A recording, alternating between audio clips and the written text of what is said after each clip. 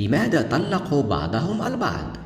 يقول بالفيندر أنه لا يعرف ذلك، ويعتقد أنه سيكون من الجيد أن يعرف سبب طلاقهما. ومن ناحية أخرى تأتي ماليشكا إلى غرفة نيلام وفيريندرا.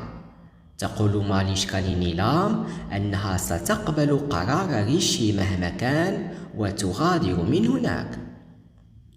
ثم ماليشكا تصطدم بأيوش، ويتجادل أيوش معها قائلا أنه سيكشف ما فعلته ويغادر من هناك. ومن ناحية أخرى نيلام تفكر فيما قالته كيران.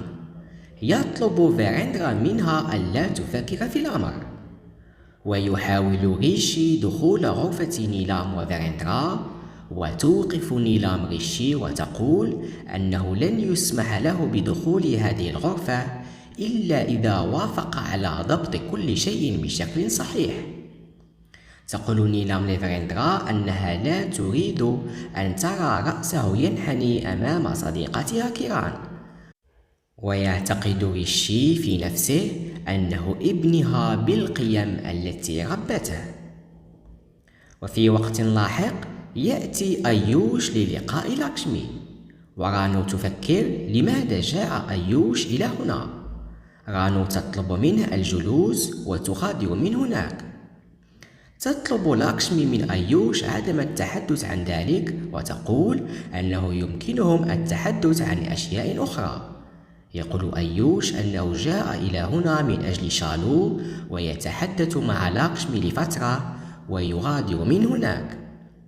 تقول لاكشمي مع نفسها أنها تعرف سبب مجيئه إلى هنا. وفي مشهد آخر تتلقى رانو مكالمة من بانفيلدر ويقول أن أموالها جاهزة. رانو متحمسة لسماع هذا، ثم رانو تغطي الأمر لأن باني بجانبها، وتقطع المكالمة وتطلب من باني الذهاب إلى المنزل، وتقول أن لديها عملا للقيام به. من ناحية أخرى تعتقد ماليشكا أن لاكشمي قامت بالسحر الأسود على ريشي، وتشعر سونال بالإحباط بسبب سلوك بالفيندر. ماليشكا تطلب من سونال أن تهدأ. تأتي سونال وتقول لماليشكا أنها يجب أن تبتعد عن بالفيندر، وتقول إذا علم أي شخص أن لديها اتصالات مع بالفيندر فإن خطتهم ستنهار. تقول سونال إن زواجها من ريشي هذه المرة يجب أن يتم عن طريق الصح أو الاحتيال. وتقول ماليشكا أنها تريد أيضا أن يتم زواجها من ريشي بأي طريقة. في هذه الأثناء ديفيكا تسقط الصينية، وماليشكا وسونال يرون أن ديفيكا تبدو مصدومة. ماليشكا وسونال يسألانها لماذا تبدو مصدومة ولماذا أسقطت الصينية. تقول ديفيكا أنها رأت سحلية في الحائط ولهذا السبب صدمت. ترى ماليشكا وسونال أنه لا يوجد سحلية على الحائط، وتقول ديفيكا أنها ستذهب وتتصل بموكيش وتغادر من هناك. ماليشكا وسونال يقلقان ويفكران إذا كانت ديفيكا سمعتهما يتحدثان أم لا، وتقرر ماليشكا ملاحقة ديفيكا لمعرفة ما إذا كانت سمعتهم أم لا، بينما تعتقد ديفيكا أنها يجب أن تذهب وتخبر الجدة. في وقت لاحق لاكشمي تتذكر ريشي، وبينما لاكشمي تطبخ يأتي ريشي إلى المطبخ. يأتي ريشي إلى هناك ويضايق لاكشمي وهي تضع السكر بدلا من الملح في الكاري. لاكشمي تطلب من ريشي مغادرة المطبخ لأنه يشتت انتباهها. ريشي يطبق الهالدي على لاكشمي ويثيرها. لاكشمي تطلب منه المغادرة، ثم لاكشمي تفكر في نفسها الآن أن فقط الذكريات الموجودة ولا شيء آخر. وفي مشهد آخر تأتي رانو إلى بالفيندر وتسأله إذا كان قد أحضر المال. يعطي بالفندر لها 2000 روبية ويقول أن هذا مقدم. يقول بالفندر أنه سيعطي المال المتبقي بعد زواجه من لاكشمي. تقول رانو أنها تريد المال قبل الزواج. يوافق بالفندر ويقول إذا لم تتمكن من زواج لاكشمي منه فسوف يأتي من أجل النهاية. رانو تحذر بالفندر من الابتعاد عن ابنتها.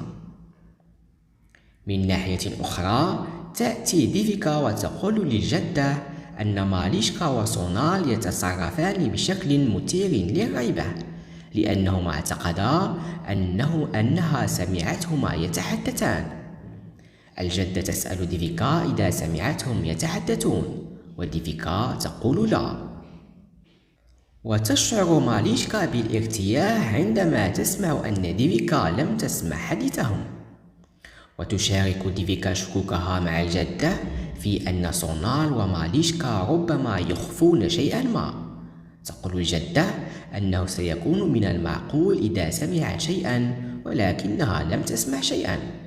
والجدة تطلب من ديفيكا ألا تفكر كثيرا. من جهة أخرى يعتقد أيوش وشالو أن هذه مؤامرة ويشعران بالريبة تجاه ماليشكا. شالو تطلب من أيوش ألا يفعل شيئا ويقول أيوش أنه ليس لديه أي دليل ضد ماليشكا.